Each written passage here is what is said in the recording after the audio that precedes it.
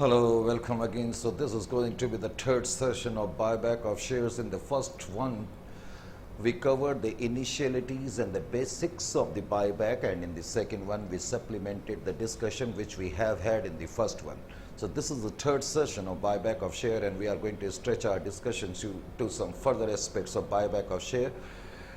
In the first session, as I told you, we saw the initial concepts of the buyback. In the second one, we saw the cases when there were sufficient reserves and there were insufficient reserve, and when buyback was at a premium.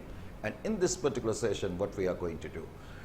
तो बेटे इस particular session में हम देखेंगे कि जब buyback discount पे होता है या buyback partly paid of shares का होगा तो तब क्या सिचुएशंस हमें फेस करनी पड़ेंगी, और कुछ और मुद्दों पर भी फिर हम धीरे धीरे बातचीत करते रहेंगे। आइए बेटे फटाफट अब बिना टाइम वेस्ट करे हुए हम डायरेक्टली मुद्दे पर आते हैं। और अब ये जो मैंने कॉन्सेप्ट लिया, अब ये जो कॉन्सेप्ट है आपका कॉन्सेप्ट है बायबैक एट ए डिस्काउंट। ये कॉन्सेप्ट नंबर 4 है। पहला कॉन्सेप्ट था आपका जब हमारे पास सफिशिएंट रिजर्व थे।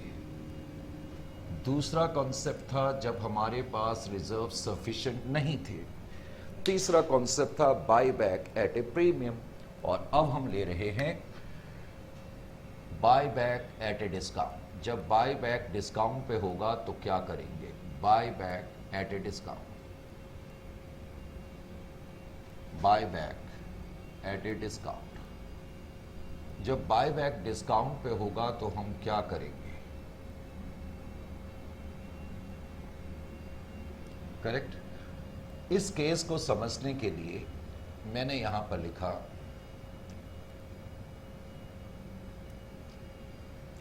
008 लिमिटेड डिसाइड या resolve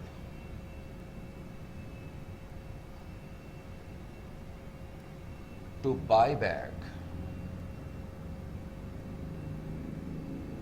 buy back its 50,000 shares, 50,000 equity shares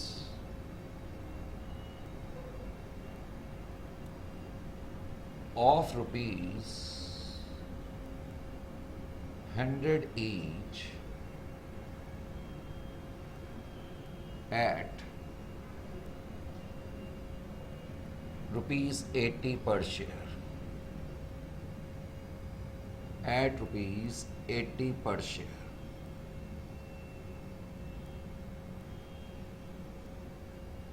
at rupees 80 per share। आगे कहता है company has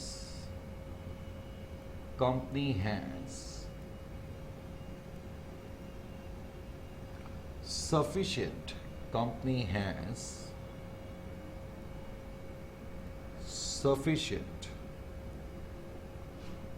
has sufficient reserves to enable it to comply up with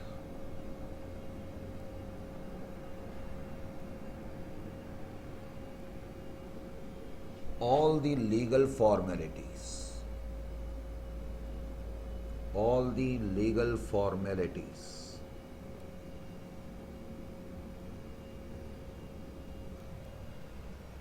तो ये क्वेश्चन है। करेक्ट। कहता है कोई कंपनी है 008 लिमिटेड, उसने डिसाइड करा कि हम अपनी कंपनी के 50,000 इक्विटी शेयर खरीदेंगे, लेकिन 80 के हिसाब से खरीदेंगे। To be very honest with you बेटे, प्रैक्टिकल लाइफ में इस तरह की सिचुएशन का होना वैसे बहुत मुश्किल है, लेकिन फिर भी ये केस बनता है तो केस हमें करना पड़ेगा। तो जब कोई कंपनी बायबैक डिस्काउंट पे करती है या जितना शेयर का प्राइस है उससे कम प्राइस पे करती है तो उसको हम बोलते हैं बायबैक एट ए डिस्काउंट। तो जब बायबैक एट ए डिस्काउंट होगा तो मेरी पहले तो एंट्री क्या होगी? एंट्री नंबर 1, पहली एंट्री तो आप लिखेंगे अमाउंट ड्यू की, जैसा कि हम हमेशा करते हैं। अमाउंट ड्यू की आपने एंट्री करी। अमाउंट ड्यू की बेटे आपकी एंट्री क्या होगी? Equity share capital account debit. आपके पास 50,000 इक्विटी शेयर वापस आएंगे, 100 रुपये वाले इक्विटी शेयर वापस आएंगे। 50 लाख रुपए की इक्विटी शेयर कैपिटल वापस आएगी। 2 इक्विटी शेयर बायबैक अकाउंट। लेकिन आप इक्विटी शेयर होल्डर को कितना पैसा दोगे? क्या आप 50 लाख दोगे? अब की बात कितना दोगे? आप 50,000 शेयर 80 रुपीज़ के हिसाब से खरीद रहे हो, तो इसका मतलब है कि आप इक्विटी शेयर को केवल 40 लाख रुपए दोगे। इजंट इट और नॉट? तो इसलिए मैंने इक्विटी शेयर होल्डर को क्रेडिट जो करा वो 40 लाख से करा, और जो फायदा हो गया उसको हम डिस्काउंट नहीं लिखेंगे, उसको हम लिखेंगे कैपिटल रिजर्व। कैपिटल रिजर्व समझ में आ गया? इसका मतलब अगर कोई एंटिटी बाय बैक डिस्काउंट पे करती है तो जो प्रॉफिट होगा that will be treated as a capital profit and of course that will be transferred to capital reserve. तो कैपिटल रिजर्व में 10 लाख रुपीस आप पोस्ट कर देंगे। उसके बाद दूसरी एंट्री, वैसे तो हम लोग दूसरी एंट्री जनरली अगर प्रीमियम पे बाय बैक हो तो हम दूसरी एंट्री प्रीमियम को राइट ऑफ करने की करते हैं। फिर मैंने कहा हुआ है कि हम किसी सेल ऑफ एसेट की एंट्री करेंगे अगर किसी एसेट को हम बेच रहे हैं, लेकिन इस क्वेश्चन में हम किसी एसेट को नहीं बेच रहे, तो इसलिए सेल ऑफ एसेट की एंट्री नहीं होगी। उसके बाद अब हम वर्किंग करेंगे। वैसे वर्किंग करने की कोई ज़रूरत तो नहीं है, लेकिन फिर भी मैंने ऐसी करके दिखा दी। तो रेस्टोरमेंट या रेस्टोरेशन ऑफ कैपिटल बेस, अपने कैपिटल बेस को रेस्टोर करने के लिए हमने वर्किंग करी। हालांकि उसकी कोई ज़रूरत नहीं है, इसमें डायरेक्टली करा जा सकता है। रेस्टोरेशन ऑफ कैपिटल बेस, अपने कैपिटल बेस को रेस्टोर करने के लिए आपने वर्किंग करी। तो अपने कैपिटल बेस को रेस्टोर करने के लिए जब आप वर्किंग करेंगे तो मैंने आपको कई बार कहा हुआ है कि आप नॉमिनल वैल्यू कंसीडर करेंगे। Nominal value of buyback. Buyback की नॉमिनल वैल्यू कितनी है? जल्दी से बताओ सर। नॉमिनल वैल्यू तो 50 लाख की है बेटे। इक्विटी शेयर कैपिटल आपकी 50 लाख से कम हो रही है ना। जितने से आपकी इक्विटी शेयर कैपिटल कम होगी, जो कि हमेशा नॉमिनल वैल्यू से ही कम होगी, वो फिगर आप यहां पर लिखेंगे। इसका मतलब आपका कैपिटल बेस 50 लाख से कम हो गया। Restoration of capital base. अब आप अपने कैपिटल बेस को रेस्टोर करने के लिए क्या करेंगे? अपने कैपिटल बेस को रेस्टोर करने के लिए आप एक तो यूटिलाइजेशन ऑफ रिजर्व्स करते हैं, यूटिलाइजेशन ऑफ रिजर्व्स, और ज़रूरत पड़ती है तो आप फ्रेश इशू करते हैं। हालांकि इस क्वेश्चन में मैं कह चुका हूं मुझे कोई वर्किंग की ज़रूरत ही नहीं है, क्योंकि क्वेश्चन में लिखा है कि कंपनी को जितने भी रिजर्व्स चाहिए, कंपनी के पास रिजर्व्स मौजूद हैं। तो हमें 50 लाख चाहिए, तो 50 लाख के रिजर्व्स हम मान के चलेंगे कि हमारे पास मौजूद हैं और हमें कोई फ्रेश इशू करने की ज़रूरत नहीं है। You are getting my point or not? तो इसलिए मेरी अगली एंट्री जो हो जाएगी यूटिलाइजेशन ऑफ रिजर्व्स की हो जाएगी। Utilisation of reserves. तो यूटिलाइजेशन ऑफ रिजर्व्स की मैंने एंट्री कर दी। यूटिलाइजेशन ऑफ रिजर्व्स, तो यूटिलाइजेशन ऑफ रिजर्व्स की मेरी एंट्री क्या हो जाएगी अब की बार? Reserves account debit. Reserves account debit. तो 50 लाख रुपीस का मैंने यूटिलाइजेशन करा, ये मैंने लिखा, और मैं लिखूंगा to capital redemption reserve. Capital redemption reserve में हम लिख देंगे 50 लाख। समझ में आ गया या नहीं आ गया? सर बिल्कुल आ गया। कोई फ्रेश इशू हमें करना नहीं पड़ा, इसलिए कोई फ्रेश इशू की एंट्री नहीं होगी। मैंने ऐसे ही लिख दिया, ये तुम्हें करने की ज़रूरत नहीं है। इस क्वेश्चन में कोई फ्रेश इशू की एंट्री नहीं होगी। उसके बाद फिर हम अपनी एक्चुअल पेमेंट की एंट्री कर देंगे। Actual payment. अब एक्चुअल पेमेंट की मैंने एंट्री करी तो एक्चुअल पेमेंट की बेटे क्या एंट्री होगी? एक्चुअल पेमेंट की एंट्री होगी equity share buy back account debit to bank account, और आपकी जो पेमेंट बाहर जाएगी वो 40 लाख की पेमेंट बाहर जाएगी।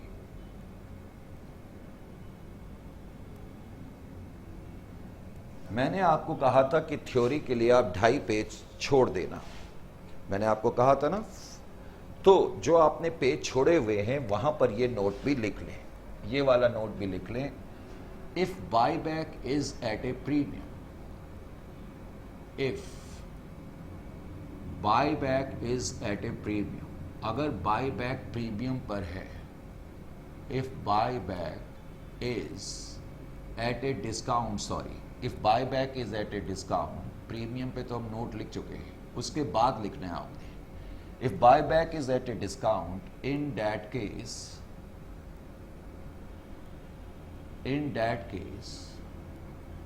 profit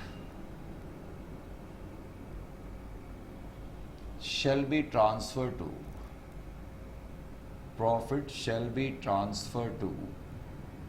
capital reserve. तो जो प्रॉफिट होगा वो आप कैपिटल रिजर्व में ट्रांसफर कर देंगे। तो अगर कोई कंपनी बाय बैक डिस्काउंट पे करेगी तो क्या ट्रीटमेंट होगा? बड़ा सिंपल सा है, ये केस भी आपने देखा, करेक्ट। अब बेटे इस केस को देखने के बाद हम 5वां केस लेंगे, 5th केस, कॉन्सेप्ट नंबर 5। और कॉन्सेप्ट नंबर 5 क्या कहता है इसको भी जरा ध्यान से देखें। कॉन्सेप्ट नंबर 5 जो है उसका ताल्लुक है buy back of partly paid of shares, buy back of partly paid of shares. लो जी, buy back of partly paid of shares, buy back of partly paid of shares.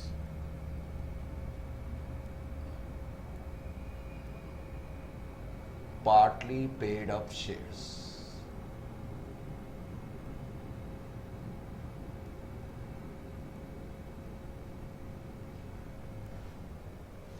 तो buy back of partly paid of shares का पहले मैं case लिख दूं और फिर हम एक डिमॉन्स्ट्रेशन भी इसमें करेंगे, correct. Buy back,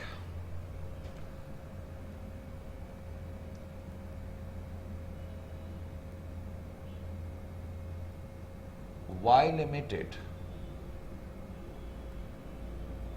decides to buy back, Y Limited decides to buy back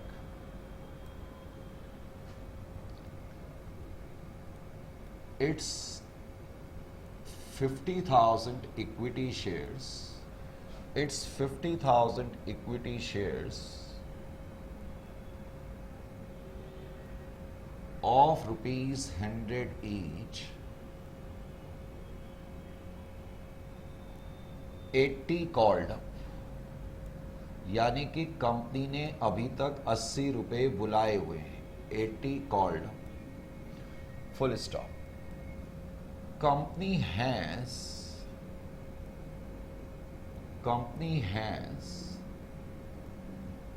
sufficient reserves, company has sufficient reserves, full stop. However,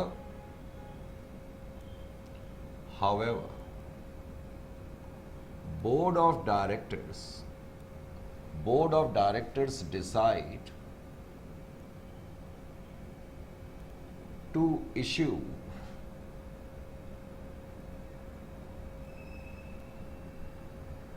%, 40,000 preference shares of ₹100 each, at par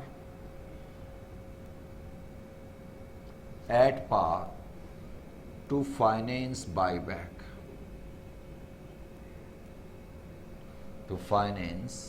buyback,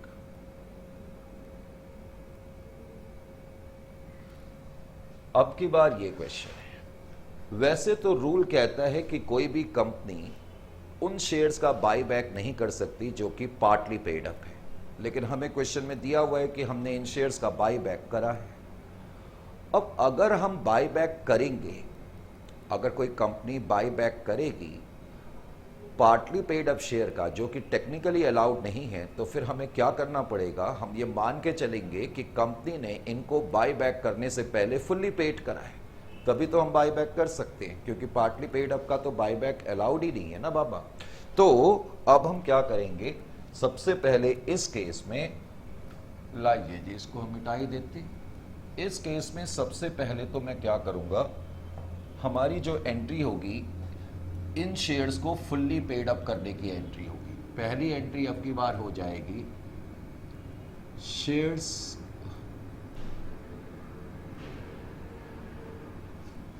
made fully paid. पहले तो हम shares को fully paid कर देंगे, made fully paid, correct. और fully paid करने के लिए हम क्या करेंगे, अनकॉल्ड अमाउंट बुला लेंगे।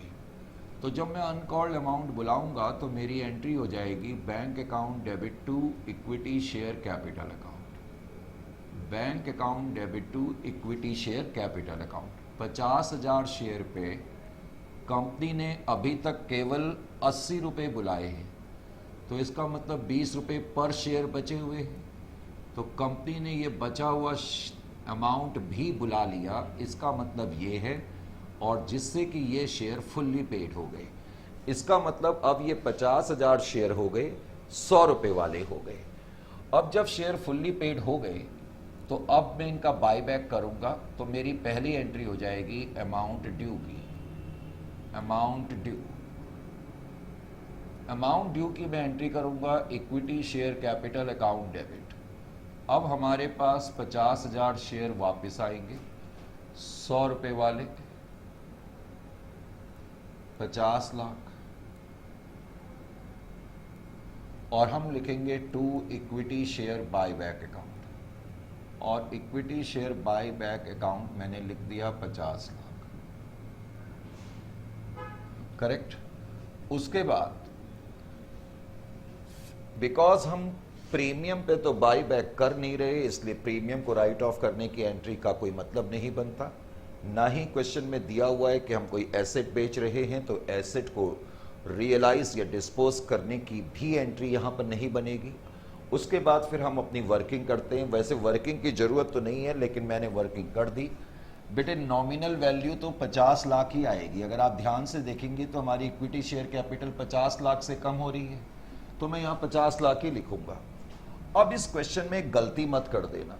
इस क्वेश्चन में गलती क्यों नहीं करना, क्योंकि इस क्वेश्चन में ये लाइन लिखी तो है और पिछले क्वेश्चन में भी ये लाइन लिखी हुई थी कि कंपनी है सफिशिएंट रिजर्व, लेकिन इस क्वेश्चन में यह भी दिया हुआ है कि बोर्ड ऑफ डायरेक्टर ने डिसाइड करा कि हम 40,000 प्रेफरेंस शेयर इश्यू करेंगे। कभी भी क्वेश्चन में अगर फ्रेश इश्यू एब्सोल्यूट टर्म्स में मौजूद होगा, प्लीज पे अटेंशन, कभी भी अगर क्वेश्चन में फ्रेश इश्यू की मैं बात कर रहा हूं, कभी भी क्वेश्चन में फ्रेश इश्यू अगर एब्सोल्यूट टर्म्स में मौजूद होगा, और एब्सोल्यूट टर्म्स का मतलब है 10,000 शेयर, 5,000 शेयर, 3,000 शेयर, तो जब हम वर्किंग करते हैं तो नॉर्मली हम रिजर्व्स को पहले यूटिलाइज करते हैं। लेकिन अगर क्वेश्चन में फ्रेश इशू एब्सोल्यूट टर्म्स में है तो पहले मैं फ्रेश इशू को देखूंगा। समझ में आया? तो इस क्वेश्चन में तुम्हें फ्रेश इशू को पहले कंसीडर करना पड़ेगा because it is given in absolute terms. तो तुमने 10% प्रेफरेंस शेयर कैपिटल का फ्रेश इशू करा है, ये क्वेश्चन में दिया है, और तुमने 40,000 प्रेफरेंस शेयर इशू करे हैं 100 रुपये वाले। तो इसका मतलब है कि आपकी कैपिटल बेस की रेस्टोरेशन जो है 40 लाख की तो फ्रेश इशू से हो जाएगी। तो इसका मतलब है रिजर्व्स आपको सिर्फ और सिर्फ 10 लाख के यूज करने की जरूरत पड़ेगी। बेटे समझ में आ गया कि अब की बार हमने फ्रेश इशू पहले क्यों यूटिलाइज करा। अब की बार हमने फ्रेश इशू इसलिए पहले करा because fresh issue is given in absolute terms. Is it clear to you or not? मैंने यहां पर लिख भी दिया, ये नोट भी लिख दिया मैंने, लीजिए जी, ये नोट भी मैंने लिख दिया। If fresh issue is given in absolute terms, if fresh issue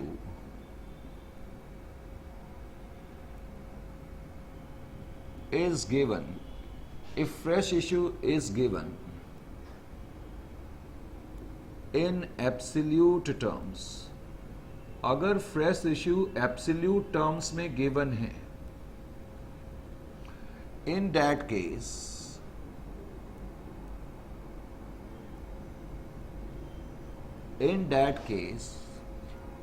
fresh issue shall be considered first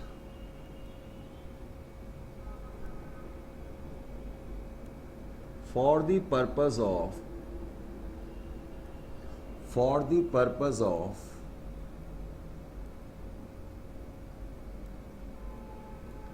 capital base restoration.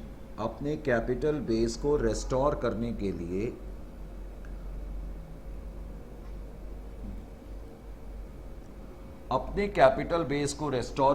लिए समझ में आ गया? तो उस केस में आप फ्रेश इश्यू का पहले इस्तेमाल करेंगे। Is it clear to you? तो इस क्वेश्चन में अब जो मेरी अगली एंट्री हो जाएगी, करेक्ट, तो वो फ्रेश इश्यू की हो जाएगी, क्योंकि मैंने पहले फ्रेश इश्यू करा है, तो मैं पहले फ्रेश इश्यू की एंट्री करूंगा। तो फ्रेश इश्यू की मेरी एंट्री हो जाएगी bank account debit to 10% preference share capital account. तो 10% preference share capital account 40 lakh रुपए, ये एंट्री मैं पहले करूंगा। समझ में आया या नहीं आया? राइट। उसके बाद अब मैं क्या करूंगा, यूटिलाइजेशन ऑफ रिजर्व्स की एंट्री करूंगा। Utilisation of reserves short form में लिख दिया। अब हम अपने रिजर्व्स को यूटिलाइज करेंगे 10 लाख के। तो reserves account debit to CRR account, capital redemption reserve account. 10 lakh रुपए के रिजर्व्स हम इस्तेमाल करेंगे। Is it clear or not? अब हमारा कैपिटल बेस रेस्टोर हो गया है, तो now we are in a position to make the actual payment. अब हम एक्चुअल पेमेंट की एंट्री कर सकते हैं। अब मैं एक्चुअल पेमेंट की एंट्री करूंगा। एक्चुअल पेमेंट,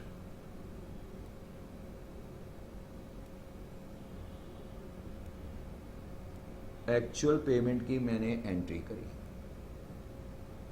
एक्चुअल पेमेंट की मैं एंट्री करूंगा तो मेरी एंट्री होगी equity share buy back account debit to bank account,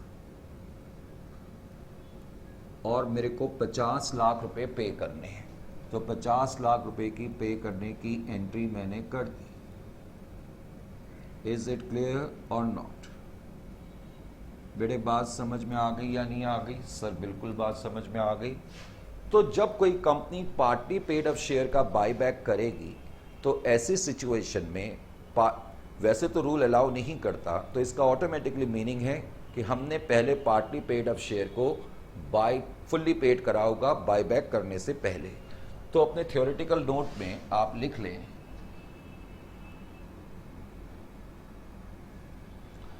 buyback of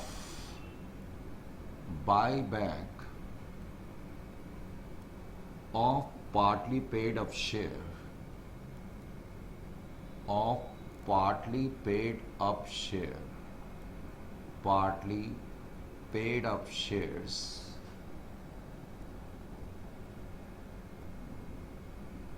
is prohibited,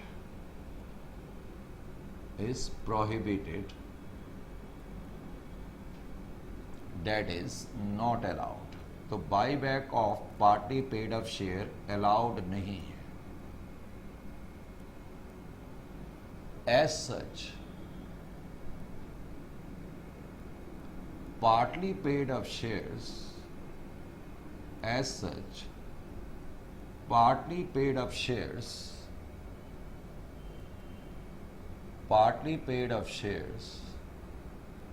must be made fully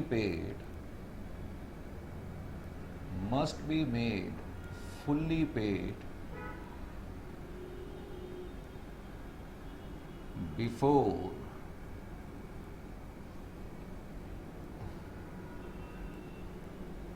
their buyback. तो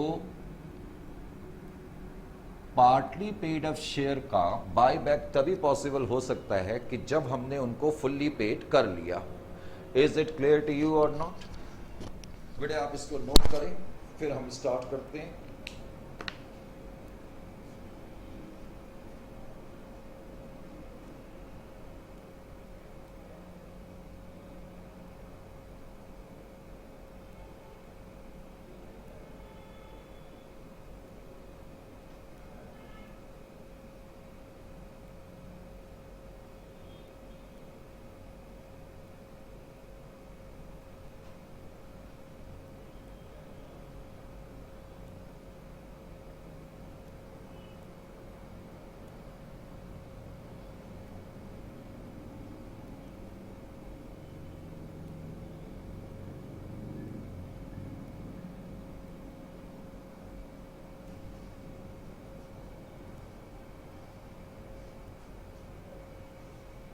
ठीक है बेटे, इस सेशन को इनफैक्ट हम यहाँ पर रैप अप कर लेते हैं और अगले सेशन में हम बायबैक की आखिरी सीमा पर आ जाएंगे, जिसको हम बोलते हैं टेस्ट ऑफ बायबैक।